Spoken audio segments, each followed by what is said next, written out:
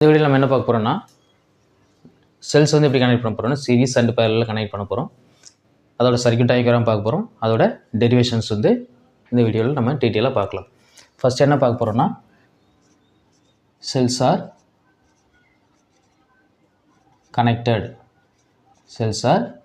connected in series.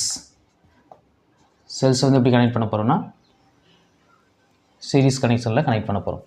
Cells வந்து எப்படி connect பண்ண போகிறோம், சீரிஸ் கனெக்ஷனில் கனெக்ட் பண்ண போகிறோம். இப்போது என்ன பண்ணணும், இது வந்து ஃபஸ்ட் செல்லோட பாசிட்டிவ், ஃபஸ்ட்டு செல்லோட நெகட்டிவ், ஃபஸ்ட் செல்லோட பாசிட்டிவ், ஃபஸ்ட்டு செல்லோட நெகட்டிவ். இப்போது இந்த ஃபஸ்ட்டு செல்லோட நெகட்டிவ் வந்து என்ன பண்ணணும் அப்படின்னா செகண்ட் செல்லோட பாசிட்டிவோட கனெக்ட் பண்ணணும். ஃபஸ்ட் செல்லோட நெகட்டிவை செகண்ட் செல்லோட பாசிட்டிவோட கனெக்ட் பண்ணணும். அடுத்து செகண்ட் செல்லோட நெகட்டிவ் கொண்டு போய் என்ன பண்ணணும்னா தேர்ட் செல்லோட பாசிட்டிவில் கனெக்ட் பண்ணணும். அடுத்து இந்த தேர்ட் செல்லோட நெகட்டிவ் கொண்டு போய் இதில் கனெக்ட் பண்ணணும் அப்படின்னா ஃபோர்த் செல்லோட பாசிட்டிவில் கனெக்ட் பண்ணணும். அப்போது இது வந்து ஃபோர்த் செல்லோட நெகட்டிவ், இது வந்து ஃபஸ்ட் செல்லோட பாசிட்டிவ். அப்போ இதுவும் பார்த்திங்கன்னா ரெண்டு எப்படி இருக்குன்னா வேறு எதையும் கனெக்ட் பண்ணல, அப்போ தான் என்ன சொல்லுவோம் ஃப்ரீ எண்ட் அப்படின்னு சொல்லுவாங்க. இல்லை எதுவும் கனெக்ட் பண்ணல, வேறு எதுவும் அடிஷ்னலாக வந்து செல்ஸ் எதுவுமே கனெக்ட் பண்ணல. அப்போ என்ன பண்ணணும்னா இதை என்ன பண்ண போகிறோம்னா ஃப்ரீ எண்டாக எடுத்துக்க போகிறோம். என்ன ஃப்ரீ எண்ட் அப்படின்னா negative free end, negative free end. அதே போல் இந்த செல்லுன்னு பார்த்தீங்கன்னா எந்த ஒரு செல்லும் கனெக்ட் பண்ணல. அப்போது இந்த ஃபஸ்ட் செல்லோட பாசிட்டிவை வந்து என்ன பண்ண போகிறோம், பாசிட்டிவ் டெர்மினல் நம்ம கன்சிடர் பண்ணிக்கணும். பாசிட்டிவ் ஃப்ரீ எண்ட், அதை பாசிட்டிவ் டெர்மினலில் என்ன பண்ண போகிறோம் பாசிட்டிவ் ஃப்ரீ எண்ட் அப்படின்னு எடுத்துக்கிறோம். Positive free end. ஃபோர்த் செல்லோட நெகட்டிவ் வந்து நெகட்டிவ் ஃப்ரீ எண்டாகவும் ஃபஸ்ட்டோட பாசிட்டிவ் வந்து பாசிட்டிவ் ஃப்ரீ எண்டாகவும் நம்ம என்ன போகிறோம் எடுத்துக்க போகிறோம். அடுத்து பார்த்திங்கன்னா ஒவ்வொரு செல்லும் என்ன ப்ரொடியூஸ் ஆகும்னா இஎம்எஃப் வந்து ப்ரொடியூஸ் ஆகும். ஒவ்வொரு செல்லும் ஒன்று ப்ரொடியூஸ் ஆகும்னா இஎம்எஃப். ஓகேங்களா. அதே போல் ஒவ்வொரு செல்லுக்கு என்ன இருக்குன்னா இன்டர்னல் ரெசிஸ்டன்ஸ் இருக்கும். என்ன இருக்கும், இன்டர்னல் ரெசிஸ்டன்ஸ். அதை என்ன எடுத்துக்கணும் ஸ்மால் ஆர் அப்படின்னு எடுத்துருக்கோம். இப்போது இந்த பாசிட்டிவ் ஃப்ரீ எண்டோடையும் நெகட்டிவ் ஃப்ரீ எண்டோடையும் என்ன பண்ண போகிறோம், நம்ம கனெக்ட் பண்ண போகிறோம். எதை கனெக்ட் பண்ண போகிறோம்னா எக்ஸ்டர்னல் ரெசிஸ்டன்ஸ் வந்து என்ன பண்ண போகிறோம் கனெக்ட் பண்ண போகிறோம். அதுதான் என்னென்னா கேபிட்டல் ஆர். இது என்னென்னா கேபிட்டல் ஆர். இப்போ சர்க்யூட் வந்து என்ன ஆகிருக்குன்னா கம்ப்ளீட் ஆகிருக்கு. சர்க்யூட் வந்து என்ன ஆயிடுச்சு, கம்ப்ளீட் ஆகிடுச்சு. அப்போ கரண்ட் வந்து எங்கேருந்து ஃப்ளோ ஆக ஆரம்பிக்கும், positive terminal to negative terminal வந்து என்ன ஆகுனா கரண்ட் வந்து என்ன ஆகுனா ஃப்ளோ ஆக ஆரம்பிக்கும். ஓகேங்களா. சர்க்யூட் டயக்ராம் அவ்வளோதான். இப்போ என்ன பண்ண போகிறோன்னா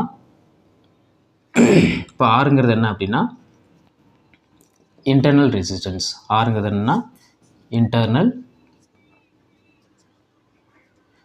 இன்டர்னல் ரெசிஸ்டன்ஸ். கேபிட்டல் ஆர் அப்படிங்கிறது என்னன்னா எக்ஸ்டர்னல் ரெசிஸ்டன்ஸ். கேபிட்டல் ஆருங்கிறது என்ன எக்ஸ்டர்னல் ரெசிஸ்டன்ஸ். ஐங்கிறது என்னன்னா கரண்ட்டு. ஐங்கிறது என்னன்னா இந்த சர்க்யூட்டில் ஃப்ளோ ஆகக்கூடிய கரண்ட்டு. அடுத்து பார்த்திங்கன்னா எப்சிலான். எப்சிலான்ங்கிறது இஎம்எஃப் ஆஃப் தி செல் இல்லை செல்ஸ். சரிங்களா, இஎம்எஃப் ஆஃப் தி செல்ஸ். அடுத்து என்ன பார்க்க போகிறோம்னா அதில் டோட்டல் இஎம்எஃப் கால்குலேட் பண்ண போகிறோம். எதில் அப்படின்னா இந்த நம்பர் ஆஃப் செல்ஸ் கனெக்ட் பண்ணி இங்கே 4 செல்ஸ் தான் கனெக்ட் பண்ணியிருக்கோம். ஆனால் நம்ம என்ன கன்சிடர் பண்ணிக்கணும்னா n நம்பர் ஆஃப் செல்ஸ் வந்து கனெக்ட் பண்ணியிருக்க மாதிரி என்ன பண்ணணும் கன்சிடர் பண்ணிவிட்டு நம்ம இஎம்எஃப் வந்து கால்குலேட் பண்ணுவோம். அப்போ என்ன எழுதணும், total EMF of the cells. அப்போது நம்ம என்ன இப்போ சொன்னேன் என்னன்னு ஏன் போடுறோம் அப்படின்னா இங்கே என்ன பண்ணியிருக்கோம் 4 தான் கனெக்ட் பண்ணியிருக்கோம். ஆனால் நம்ம எதை கன்சிடர் பண்ணிக்கணும் n நம்பர் ஆஃப் செல்ஸ் வந்து கனெக்ட் பண்ண மாதிரி என்ன பண்ணிக்கணும் நம்ம கன்சிடர் பண்ணிக்கணும். அப்போ என்ன கிடைக்கும் உங்களுக்கு n எப்சிலான் கிடைக்கும். என்ன கிடைக்கும் n எப்சிலான். ஓகேங்களா. nங்கிறது என்னென்னா நம்பர் ஆஃப் செல்ஸ். ஆனால் இங்கே கனெக்ட் பண்ணி 4 தான் கனெக்ட் பண்ணியிருக்கோம். நம்ம என்ன கன்சிடர் பண்ணிக்கணும்னா n நம்பர் ஆஃப் செல்ஸு வந்து இந்த சர்க்யூட்டில் கனெக்ட் பண்ண மாதிரி கன்சிடர் பண்ணிவிட்டு அதுக்கு இஎம்எஃப் வந்து கால்குலேட் பண்ணணும். அதுதான் n எப்சிலான். அடுத்து பார்த்திங்கன்னா total resistance. Total resistance of the circuit. இந்த சர்க்யூட்டில் போகக்கூடிய டோட்டல் ரெசிஸ்டன்ஸ் என்ன அப்படின்னா எதை ஆட் பண்ணணும், இந்த நம்பர் ஆஃப் செல்ஸ் இருக்குது பார்த்தீங்களா அதில் ப்ரொடியூஸ் ஆகக்கூடிய இன்டர்னல் ரெசிஸ்டன்ஸ் NR. ஓகேங்களா. ப்ளஸ் அதில் கனெக்ட் பண்ணக்கூடிய என்ன கனெக்ட் பண்ணியிருக்கோம், எக்ஸ்டர்னல் ரெசிஸ்டன்ஸ், அதையும் ஆட் பண்ணணும். இப்போது என்ஆர் ப்ளஸ் ஆர் இது ஆட் பண்ணும்போது நமக்கு என்ன கிடைச்சிடும், total resistance of the circuit கிடச்சிரும். ஓகேங்களா. நெக்ஸ்ட் என்ன பண்ண போகிறோம்னா ஓம்ஸ்லாம் யூஸ் பண்ண போகிறோம். என்ன யூஸ் பண்ண போகிறோம், ஓம்ஸ்லாம். எதுக்கு ஓம்ஸ்லாம் யூஸ் பண்ண போகிறோம் அப்படின்னா, இந்த சர்க்யூட்டில் போகக்கூடிய கரண்ட் வந்து கால்குலேட் பண்ணணும். என்ன கால்குலேட் பண்ணணும், கரண்ட்டு. அப்போது ஓம்ஸ்லாம் வந்து யூஸ் பண்ண போகிறோம். அப்போ யூஸிங் ஓம்ஸ்லாம். ஓம்ஸில் என்ன அப்படின்னா V equal to IR. V equal to என்ன கிடைக்கும், ஐஆர் கிடைக்கும். இப்போது இதில் வந்து என்ன கரண்ட்டுக்கு ஃபார்முலா டெரைவ் பண்ண போகிறோம். அப்போ என்ன கிடைக்கும், ஐயை மட்டும் வச்சுக்கோங்க, ஆர்னு சரி கொண்டு வாங்க. அப்போ என்ன கிடைக்கும், V பை ஆர்னு கிடைக்கும். என்ன கிடைக்கும், V பை ஆர். இப்போ V வந்து நம்ம எப்படி எடுத்துருக்கோம், எப்சிலான் தான் எடுத்துருக்கோம். அப்போ என்ன வரும், எப்சிலான் பை ஆர்னு வரும். அப்போது ஐக்கு என்ன formula, epsilon by R. Epsilon by R. ஓகேங்களா. அடுத்து என்ன கண்டுபிடிக்கணும், கரண்ட் கண்டுபிடிக்கணும். கரண்ட்டுக்கு என்ன ஃபார்முலானா I equal to total EMF தானே, total EMF by total resistance.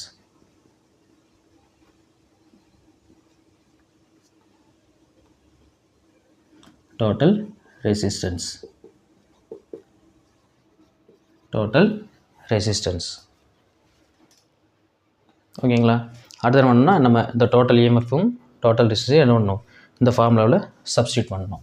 அப்போ என்ன கிடைக்கும், I equal to N epsilon by NR plus ஆர்னு கிடைக்கும். இதுதான் அந்த சர்க்யூட்டில் போகக்கூடிய கரண்ட். ஓகேங்களா. கரண்ட்டு ஃபார்முலா டெரைவ் பண்ணியாச்சு. இப்போ என்ன பண்ண போகிறோம்னா, 2 கேஸ் வந்து இங்கே யூஸ் பண்ண போகிறோம். ஒன்று வந்து பார்த்திங்கன்னா இன்டர்னல் ரெசிஸ்டன்ஸ் வந்து மினிமமாக இருக்கிறது, இன்னொன்று இன்டர்னல் ரெசிஸ்டன்ஸ் வந்து மேக்ஸிமம் இருக்க மாதிரி 2 கேஸ் வந்து யூஸ் பண்ண போகிறோம். இப்போ கேஸ் 1 பார்க்க போகிறோம். கேஸ் 1. கேஸ் 1ல் வந்து எது மேக்ஸிமமாக இருக்க இது மினிமமாக இருக்க மாதிரினா, இன்டர்னல் ரெசிஸ்டன்ஸ் வந்து மினிமமாக இருக்க மாதிரி, எது மேக்ஸிமமாக இருக்க மாதிரி, எக்ஸ்டர்னல் ரெசிஸ்டன்ஸ் வந்து மேக்ஸிமமாக இருக்கும், இன்டர்னல் ரெசிஸ்டன்ஸ் வந்து எப்படி இருக்கும், மினிமமாக இருக்க மாதிரி நம்ம சூஸ் பண்ணிக்க போகிறோம். இப்போ வந்து பார்த்திங்கன்னா இதில் எது மினிமமாக இருக்கோ அதை என்ன பண்ணணும், நெக்லேட் பண்ணிடுவோம். இப்போ இங்கே எது வந்து மினிமமாக இருக்குது, ஸ்மாலாக தான் மினிமமாக இருக்குது, அதாவது இன்டர்னல் ரெசிஸ்டன்ஸ் மினிமமாக இருக்கிறதுனால அதை நெக்லேட் பண்ணணும். அப்போது ஆர் வந்து என்ன ஆகுனா நெக்லேட் ஆகிடும். ஆர் வந்து என்ன ஆயிரும், நெக்லேட்டட்.